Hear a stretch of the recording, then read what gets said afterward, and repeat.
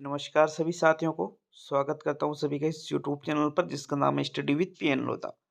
साथियों, REET mains exam 2023 level 1 और level 2 के लिए राजस्थान का भूगोल जो आपके है उसका बहुत ही इम्पोर्टेंट टेस्ट लेकर आया हूं।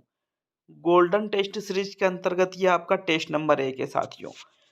और ये जो टेस्ट है ये टेस्ट पेपर आपके संपूर्ण सिलेबस से बनाए गए। ऐसा नहीं है कि किसी विशेष टॉपिक से इस टेस्ट को बनाया गया है, बल्कि बहुत सारे टॉपिक्स इस टेस्ट में सम्मिलित है। तो आप वीडियो को पूरा देख करके जाइएगा। और टेस्ट में एक क्वेश्चन यदि आप गलत करते हो तो आपके जो सही प्रश्न हैं उनमें से आपके 1/3 माइनस मार्किंग कर दी जाएगी। तो चलिए शुरू करेंगे आज के इस वीडियो को। वेरी वेरी स्पेशल टेस्ट है। पहला प्रश्न देखेंगे। प्रश्न संख्या 1 में आपसे क्या पूछ रहा है, देखिएगा। राजस्थान का क्षेत्रफल भारत के कुल भौगोलिक क्षेत्र का है 11.22%, 12.11%, 10.41% और 12.15%। तो यहाँ पर बात की जा रही है राजस्थान के क्षेत्रफल की। साथियों, आप सभी को पता होगा कि राजस्थान क्षेत्रफल की दृष्टि से भारत के जितने भी राज्य हैं वर्तमान में, उनमें सबसे बड़ा राज्य कौन सा है? राजस्थान। और इसका जो भौगोलिक क्षेत्रफल है संपूर्ण भारत के कुल भौगोलिक क्षेत्र से कितना है साथियों? 10.41% संपूर्ण भारत के भौगोलिक क्षेत्रफल का है राजस्थान। तो विकल्प नंबर आपका जो 3 है वो आपके प्रश्न नंबर 1 का सही उत्तर है।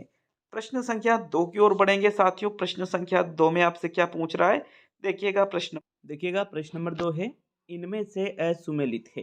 विकल्पों को देखिए। क्षेत्रफल के आधार पर राजस्थान का सबसे पूर्वी जिला, ऑप्शन पहला है धौलपुर। दूसरा है राजस्थान की आकृति आयताकार। तीसरा है जैसलमेर का प्राचीन नाम मांड। और चौथा है जांगल प्रदेश बीकानेर। तो अगर हम बात करें असुमेलित की, साथियों देखो, जांगल प्रदेश तो बीकानेर को कहा जाता है।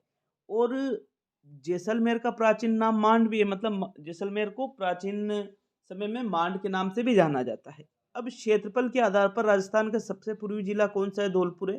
तो ये भी सही है। जबकि क्षेत्रफल के आधार पर राजस्थान का सबसे पश्चिमी जिला पूछ ले तो आपका आंसर क्या रहेगा साथियों? जैसलमेर रहेगा। जो दूसरा विकल्प कह रहा है कि राजस्थान की आकृति कैसी है, तो इसमें आयताकार बता रहा है। आयताकार नहीं है। राजस्थान की आकृति पतंगाकार हो सकती है। और राजस्थान की जो आकृति है वो विषम कोणीय चतुर्भुज भी हो सकती है, लेकिन आयताकार नहीं रहेगी। आयत तो इस प्रकार से बनाया जाता है, ठीक है ना। इस प्रकार से राजस्थान की आकृति नहीं होती है। साथियों, विकल्प नंबर जो 2 है आपके प्रश्न संख्या 2 का बिल्कुल सही आंसर है। चलिए प्रश्न संख्या 3 की ओर बढ़ते हैं। देखो, दूसरा प्रश्न जो है इसमें दूसरा विकल्प क्यों है? क्योंकि आपके दूसरा विकल्प असुमेलित है। प्रश्न 3 की ओर बढ़ेंगे मित्रों। प्रश्न नंबर 3 है, इनमें से असुमेलित है दरियन भ्रमणशील बालू का स्तूप, रेग रेतीला मरुस्थल, अर्ग वनस्पति रहित क्षेत्र और नाली हनुमानगढ़ जिले में घग्गर द्वारा निर्मित मैदान।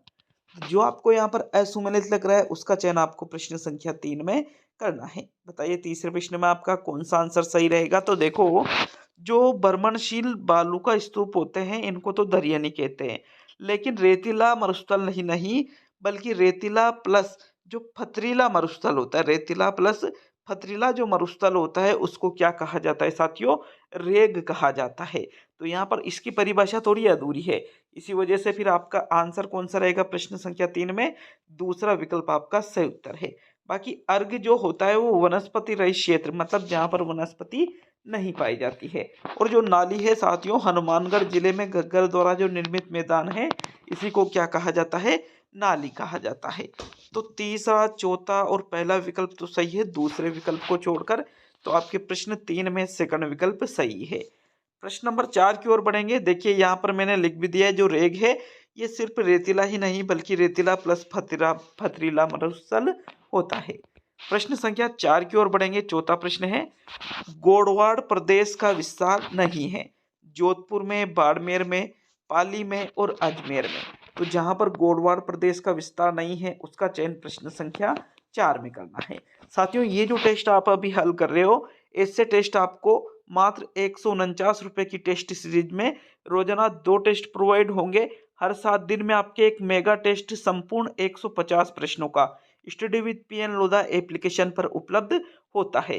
तो देखिएगा वहाँ पर आपको ऑल सब्जेक्ट के, टीचिंग मेथड के, साइकोलॉजी के, हिंदी के, आपके इसके अलावा साइकोलॉजी के, इसके अलावा आपको जैसे राजस्थान जीके, हिस्ट्री, कल्चर, आपके जो जियोग्राफी है इसके, और एक टेस्ट हर 7 दिन में पूरे 150 प्रश्नों का।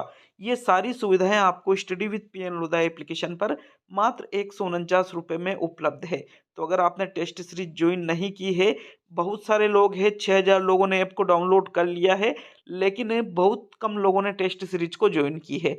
तो देखो इसकी फीस मैंने 149 रुपये इसी वजह से रखी है कि हर कोई इसको ज्वाइन कर सके, क्योंकि ताकि किसी को प्रॉब्लम नहीं हो, क्योंकि कई सारे बच्चे होते हैं जिनकी आर्थिक स्थिति सही नहीं होती है, तो वो ज़्यादा पे नहीं कर पाते हैं। इसलिए मैंने सिर्फ मेंटेनेंस चार्ज जो ऐप का निकलता है साथियों, वही फीस मैंने ऐप की इस कोर्स की रख रखी है। तो आप कोर्स को जरूर ज्वाइन करिएगा, और मेरी गारंटी है कि आप कोर्स से निराश नहीं होंगे।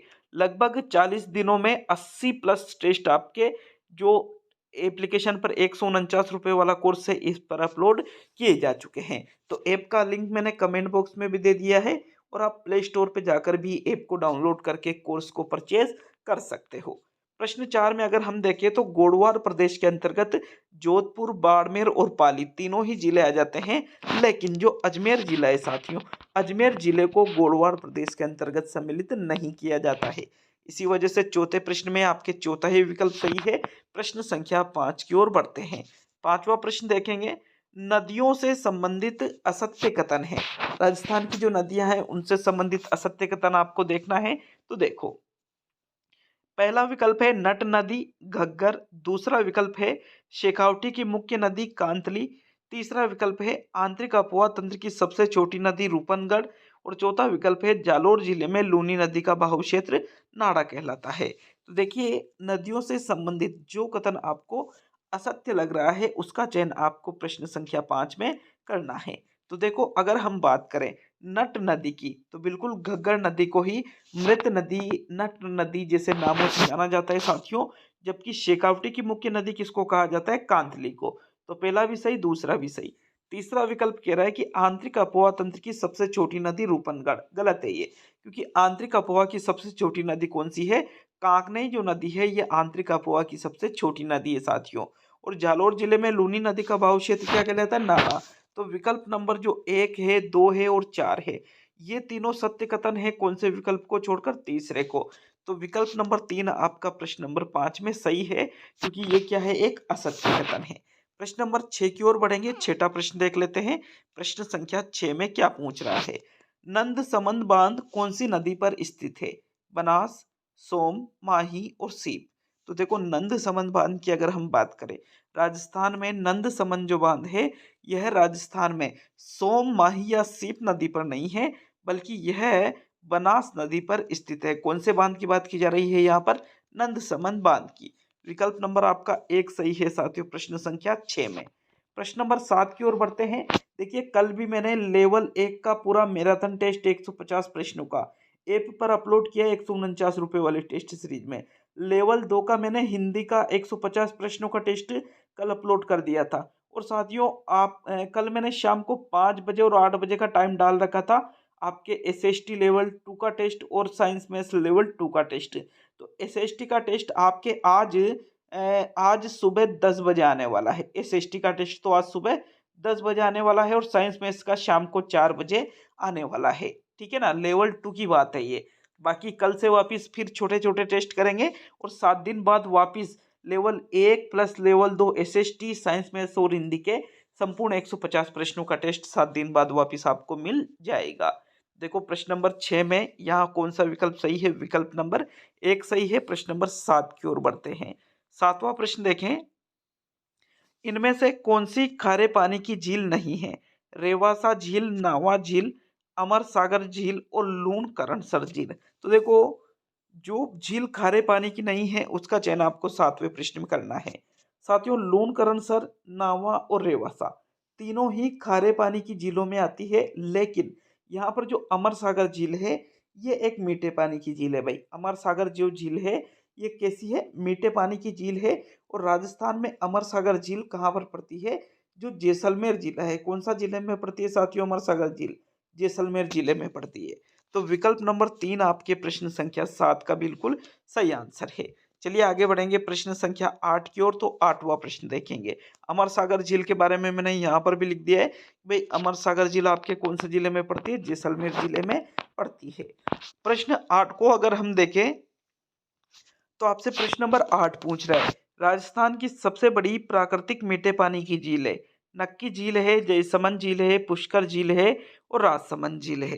देखो प्रश्न को समझने की कोशिश करना, प्रश्न को समझोगे तो बड़ी आसानी से आप उत्तर दे सकते हो। और चीज का, राजस्थान की सबसे बड़ी प्राकृतिक मीठे पानी की, अगर डायरेक्टली ये पूछ लेता राजस्थान की सबसे बड़ी मीठे पानी की झील, तो आपका आंसर चेंज हो जाता। लेकिन यह प्राकृतिक मीठे पानी की सबसे बड़ी झील पूछी है साथियों। पुष्कर अजमेर में जो झील है, मतलब जो पुष्कर झील है अजमेर में, यही प्राकृतिक, प्राकृतिक का मतलब समझते हो ना भाई। नक्की तो आपके कहाँ पर पड़ती है? सिरोही में, सबसे बड़ी नहीं है ये। अब आप कहोगे कि सर जय संबंध है या राजसमंद है, आपका आंसर अलग अलग जा सकता है।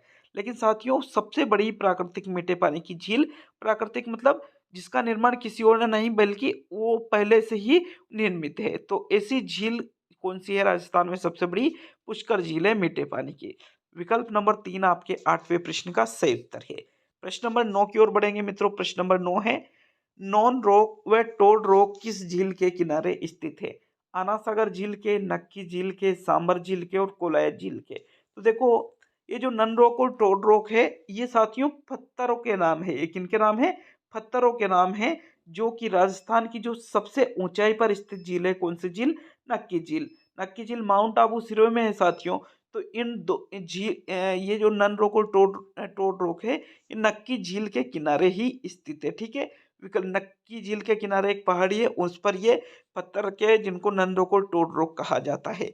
तो विकल्प नंबर 2 आपके प्रश्न संख्या 9 का सही उत्तर है। प्रश्न नंबर 10 की ओर बढ़ेंगे मित्रों। 10वां प्रश्न आपसे क्या पूछ रहा है? देखिएगा प्रश्न नंबर 10 को, असत्य का चयन कीजिए। असत्य कथन जो आपको लगता है उसका चयन आपको प्रश्न संख्या 10 में करना है। अब विकल्पों को देखिएगा।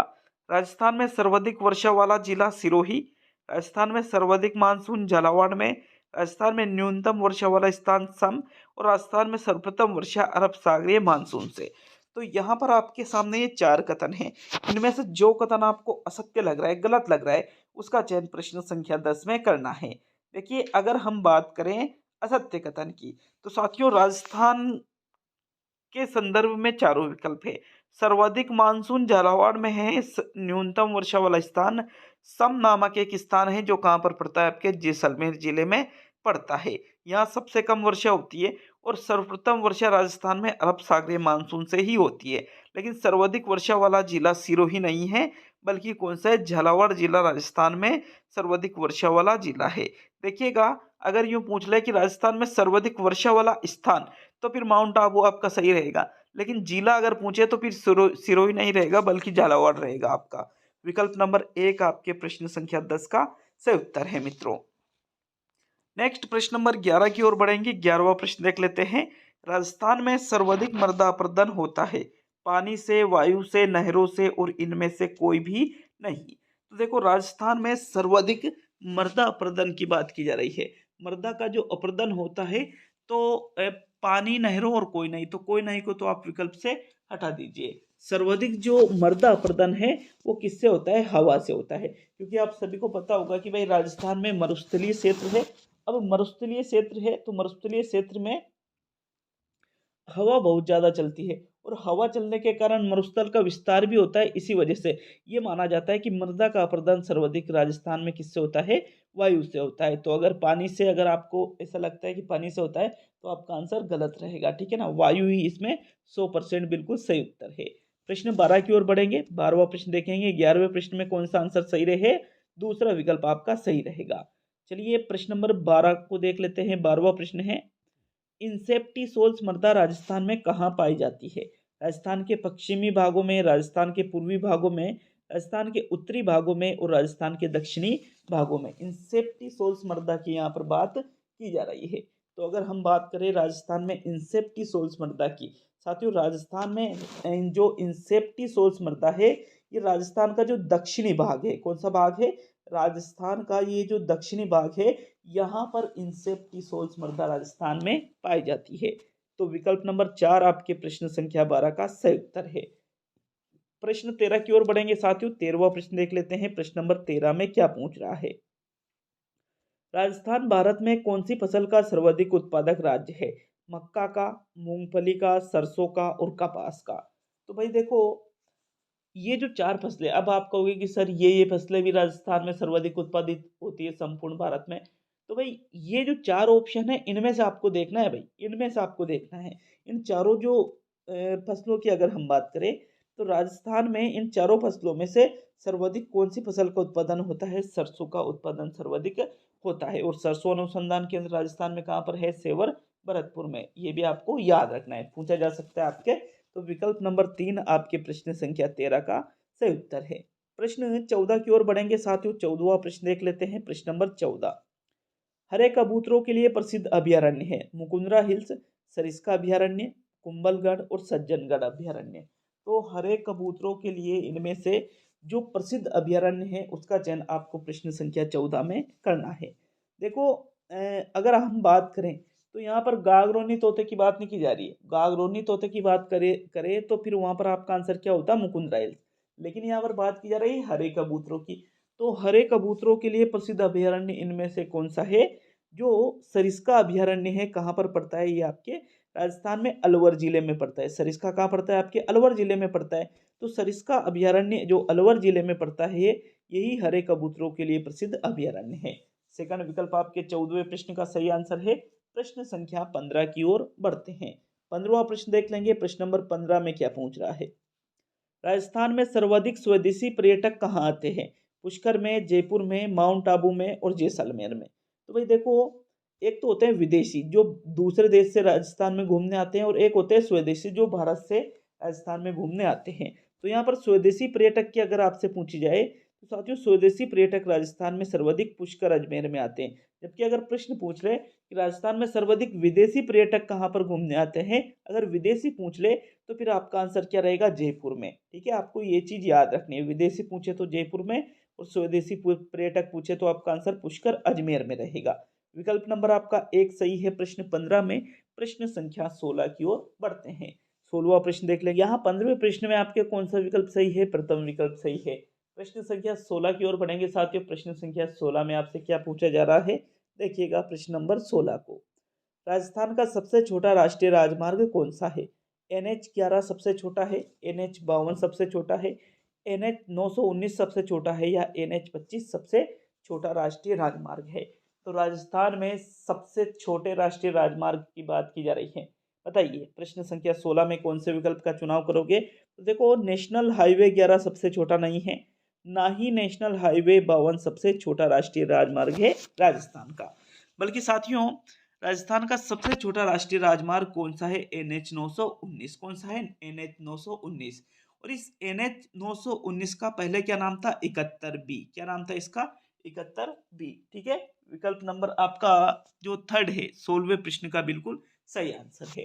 प्रश्न संख्या 17 की ओर बढ़ेंगे। 17वां प्रश्न देख लेते हैं। प्रश्न नंबर 17, राजस्थान राज्य हथकरघा विकास निगम की स्थापना कब की गई। 1995 में, 1984 में, 1974 में और 1961 में। तो देखिए, राजस्थान राज्य हथकरघा विकास निगम की यहाँ पर बात की जा रही है। तो मोस्ट इंपोर्टेंट क्वेश्चन है, याद रखिएगा। अगर देखो, कोई क्वेश्चन अगर आपको नहीं आ रहा है, क्वेश्चन समझ में नहीं आता है, आंसर एग्जैक्टली पता नहीं है, तो क्वेश्चन को छोड़ भी सकते हो, क्योंकि छोड़ने की अभी से आदत आपको डालना पड़ेगा।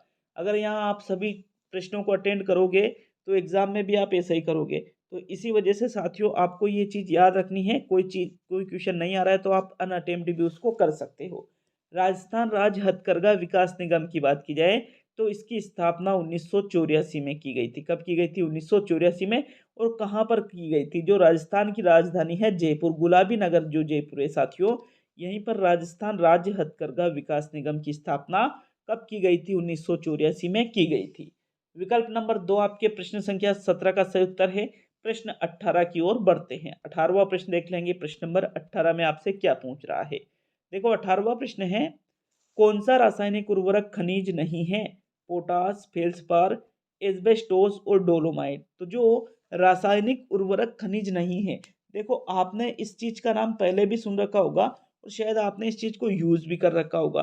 अगर हम बात करें यहाँ पर रासायनिक उर्वरक खनिज की, तो जो नहीं है साथियों, रासायनिक उर्वरक खनिज का मतलब होता है जिन खनिजों का उपयोग हम अधिकतर कृषि कार्यों में करते हैं, अधिकतर, ठीक है ना। तो पोटास, फेल्सपार, एस्बेस्टोस, ये तीनों ही रासायनिक उर्वरक खनिजों में आ जाते हैं। और जैसे जिप्सम वगैरह है, ये भी रासायनिक उर्वरक खनिजों में आते हैं। तो ये सभी चीजें आपके रासायनिक उर्वरक खनिज में है, लेकिन जो डोलोमाइट है इसको हम रासायनिक उर्वरक खनिजों में सम्मिलित नहीं करते हैं। तो 18वें प्रश्न में आपके फोर्थ विकल्प सही है। अब हम सेकंड लास्ट प्रश्न की ओर बढ़ेंगे। वीडियो अच्छा लगे तो लाइक शेयर जरूर करिएगा और चैनल पर नए हो तो सब्सक्राइब करके चैनल को बेल आइकन ऑन कर लेना। एग्जाम तक आपको यूट्यूब पर निःशुल्क क्लासेज मिलती रहेगी और study with PN Lodha application इस पर एप्लीकेशन पर मात्र 149 रुपये में आपको ऑल सब्जेक्ट की पीडीएफ उपलब्ध होती है साथियों, जिसमें अभी तक 80 टेस्ट मात्र 40 दिनों में अपलोड किए जा चुके हैं। तो यूँ मान लीजिए 1 रुपये में आप कम से कम 2 टेस्ट अटेंड कर सकते हो। 1 रुपये में 149 में कम से कम 300 टेस्ट से भी अधिक आप टेस्ट सीरीज पे अटेंड कर लोगे साथियों। चलिए 19वां प्रश्न देख लेते हैं। आपके प्रश्न नंबर 19, राजस्थान में 2021 में यूरेनियम के बड़े भंडार कहाँ पाए गए थे? आनंदपुर, बकिया में, सलादीपुर में, आमेठ में और रोहिल में। तो 19वें प्रश्न में देखो, 2021 की बात है, यूरेनियम के बड़े भंडार मिले थे साथियों। कहाँ पर मिले थे अब आपको ये देखना है। तो राजस्थान में 2021 में यूरेनियम के जो बड़े भंडार पाए गए थे वो पाए गए थे आमेठ में। कहाँ पर? आमेठ में पाए गए थे। और ये जो आमेठ नामक स्थान है ये कहाँ पर पड़ता है? राजस्थान में उदयपुर में पड़ता है। कहाँ पड़ता है ये? उदयपुर में। विकल्प नंबर 3 आपके 19वें प्रश्न का सही आंसर है। देखिए मैंने यहाँ लिख भी दिया है कि भाई आमेठ राजस्थान के उदयपुर में पड़ता है। अब आज का अंतिम और 20वां प्रश्न देख लेते हैं। तो प्रश्न संख्या 20 में आपसे क्या पूछ रहा है? देखो 20वां प्रश्न है, प्रथम पवन ऊर्जा संयंत्र कहाँ स्थापित किया गया था? जैसलमेर में, बाड़मेर में, नागौर में या फिर बीकानेर में? प्रथम पवन ऊर्जा संयंत्र, देखो पवन ऊर्जा संयंत्र रेगिस्तानी इलाकों में सर्वाधिक स्थापित किए गए हैं क्योंकि वहां पर हवाएं ज्यादा चलती है। तो साथियों ये जो पवन ऊर्जा संयंत्र है ये राजस्थान में जो स्थापित किया गया था प्रथम, वो किया गया था जैसलमेर में। और जैसलमेर में भी कहाँ पर स्थापित किया गया था? जो अमर सागर नामक स्थान है जो कहाँ पड़ता है? जैसलमेर में पड़ता है। तो यहीं पर प्रथम पवन ऊर्जा संयंत्र स्थापित किया गया था। तो विकल्प नंबर जो 1 है आपके प्रश्न 20 का सही उत्तर है। ये आपके जो गोल्डन टेस्ट है भूगोल का, एक टेस्ट नंबर 1 कंप्लीट होता है। देखिए ये काफी ज्यादा टॉपिक से इसमें प्रश्न पूछे गए हैं। इसी तरह की टेस्ट सीरीज आपको रोजाना साथियों एप्लीकेशन पर उपलब्ध हो जाएगी। तो ऐप को जरूर डाउनलोड कीजिएगा, कमेंट बॉक्स में मैंने लिंक दे रखा है। मिलता है नेक्स्ट वीडियो में। बहुत बहुत धन्यवाद वीडियो को पूरा देखने के लिए।